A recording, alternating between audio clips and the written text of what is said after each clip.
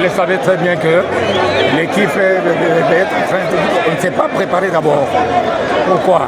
Parce que l'ossature qui était de l'année passée, cette ossature-là qui est partie à Kinshasa avec tous les joueurs de Kinshasa.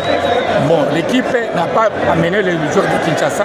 Ils sont arrivés au moment où je vous parle à 2 semaines de début de championnat. Vous voyez ce que ça peut faire, les 5 joueurs seulement sur les 13 ou 14 qui étaient partis. Donc on était juste à peine de faire quoi? De voir avec les jeunes gens qui sont dans l'entente qu'on a utilisé pour que nous puissions quand même, au lieu de refuser de jouer le match, qu'on joue tout d'abord en attendant qu'on trouve des solutions. En dernière minute, qu'est-ce qui va se passer? Les joueurs de Kin sont encore à Kinshasa.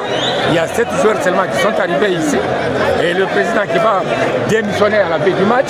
Bon, pour le moment, j'ai dit que nous sommes là avec le secrétaire de l'équipe, sans qu'il y ait vraiment d'autres dirigeants, lui les sponsors. C'est en ces termes que le coach adjoint de Bazano Zangilo Chinabou a résumé la partie au terme d'un match perdu lourdement par ses poulains devant les corbeaux du tout-puissant Mazembe englobé. Après une première mi-temps réussie sans but, Bazano s'est écroulé en deuxième mi-temps comme un château au pied d'argile. D'abord, à la 50e minute, sur un corner de Ibrahima Keita, Beya propulsera le ballon au fond du filet dans un cafouillage. Premier but. Ensuite, le même Ibrahima Keita sera auteur de notre corner qu'il jouera et trouvera la tête piquante de Magloire Tamboué qui marquait le deuxième but.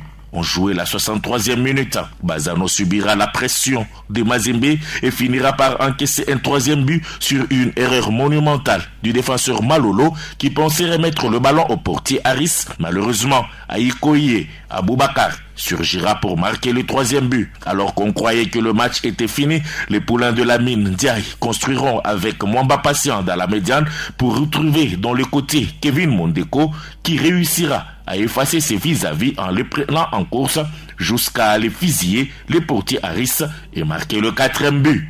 Dès lors, les carottes étaient cuites pour les guerriers qui n'en revenaient pas. Oui, nous acceptons parce que sur le plan physique, Mazembe s'est préparé en conséquence. Il a des joueurs qui sont expérimentés.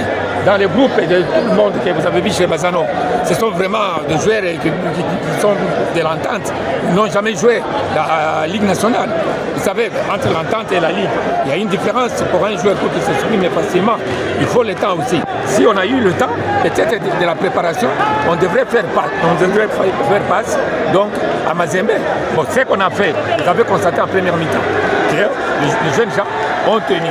En deuxième mi-temps, et ils étaient soufflés par manque de la préparation physique qui n'était pas au point par rapport au jeu de Mazembe qui était au point. Au finish, Lamine Ndiaye reconnaît que le match était difficile en première mi-temps, mais il avait fallu changer de stratégie en deuxième période. C'était dur quand même.